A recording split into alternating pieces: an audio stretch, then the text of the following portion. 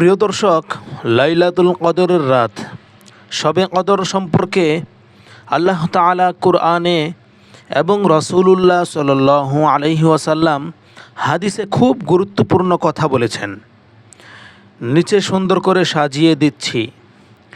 লাইলাতুল কদর সম্পর্কে আল্লাহ তাআলা যা বলেছেন কুরআন শরীফে সূরা আল কদর, আল্লাহ তাআলা বলেন, বিসমিল্লাহির রহমানির রহিম, ইন্না আনজালনাহু ফি লাইলাতিল কদর ওয়ামা আদরাকা মা লাইলাতুল কদর লাইলাতুল কদরি খায়রুম মিন আলফি শাহর তানাজ্জালুল মালাইকাতু ওয়ার রূহু ফিহা বিইذনি রাব্বিহিম মিন কুল্লি আমর সালামুন হিয়া হাত্তা মাতলাইল ফজর।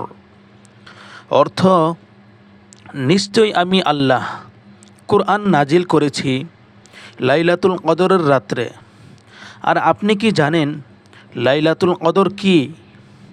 লাইলাতুল কদরের রাত হাজার মাসের চেয়েও উত্তম, যে রাতে ফেরেশতাগণ এবং রূহ জিবরাইল আলাইহিস সালাম তাদের পালনকর্তার অনুমতিতে সব কাজ নিয়ে অবতীর্ণ হন।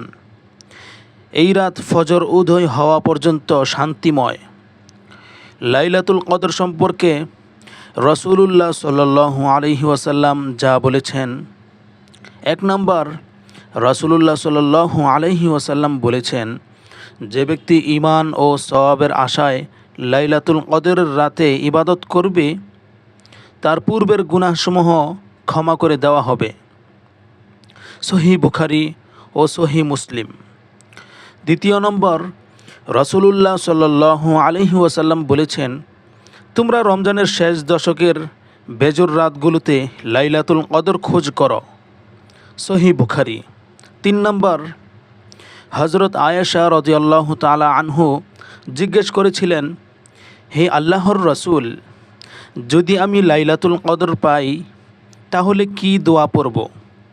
রাসূলুল্লাহ সাল্লাল্লাহু আলাইহি ওয়াসাল্লাম বলেছেন, এই দোয়া পড়বেন, আল্লাহুম্মা ইন্নাকা আফুউন তুহিব্বুল আফওয়া ফা'ফু আন্নি। অর্থ, হে আল্লাহ, আপনি ক্ষমাশীল, ক্ষমা করতে ভালোবাসেন, তাই আমাকে ক্ষমা করে দিন। তিরমিজি। সংক্ষেপে, এই রাত হাজার মাসের চেয়েও উত্তম। এই রাতে ফেরেশতাগণেরা নিচে নেমে আসে, ইবাদত করলে গুনাহ মাফ হয়ে যায়।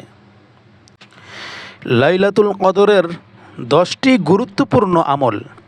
এই রাতে বেশি বেশি ইবাদত করলে আল্লাহ তাআলা অনেক সওয়াব দেন এবং গুনাহ মাফ করেন।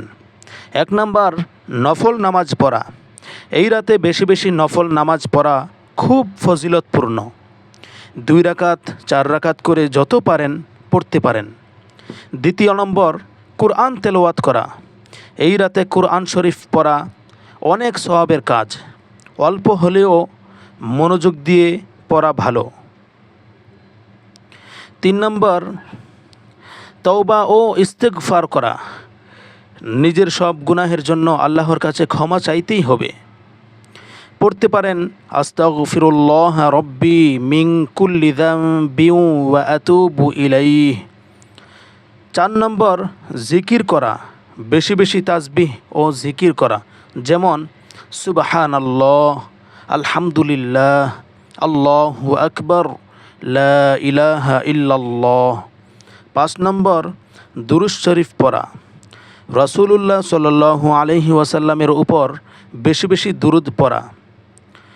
আল্লাহুম্মা সাল্লি আলা মুহাম্মাদিন ওয়া আলা আলি মুহাম্মাদ। 7 নম্বর, তাহাজ্জুদের নামাজ পড়া। রাতের শেষ ভাগে উঠে তাহাজ্জুদ পড়া খুব ফজিলতপূর্ণ। 8 নম্বর, দীর্ঘ সিজদা করে দোয়া করা। সিজদায় গিয়ে নিজের মনের সব কথা আল্লাহকে বলা। নিজের গুনাহ মনে করে কান্না করা। আল্লাহর ভয়ে চোখের পানি ফেললে আল্লাহ তাআলা খুব খুশি হন। 9 নম্বর, অন্যদের জন্য দোয়া করা। মা বাবা, পরিবার, আত্মীয় স্বজন এবং সব মুসলমানের জন্য দোয়া করা। মনে রাখবেন, লাইলাতুল কদরের রাত 1000 মাসের চেয়েও উত্তম। 83 বছরের বেশি, তাই এই রাতটি ইবাদতে কাটানো সবচেয়ে বড় সৌভাগ্যবান।